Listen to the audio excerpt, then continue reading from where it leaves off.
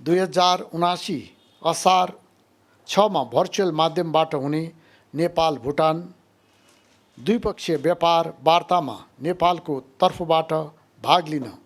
उद्योग वाणिज्य तथा आपूर्ति मन्त्रालयका सहसचिव डाक्टर नारायण प्रसाद रेग्मीको नेतृत्वमा वार्ता टोली गठन गर्ने, नेपालका लागि अस्ट्रियाका अवैतनिक वाणिज्य दूत श्री राजेश बाबु श्रेष्ठलाई अस्ट्रिया सरकारबाट प्रदान गरिने decoration of honour in silver र द ब्रिगेड अफ गुर्खाजका भूतपूर्व सैनिकहरू श्री धर्मराज तामाङ र श्री वीरबहादुर थापालाई बेलायती महारानीबाट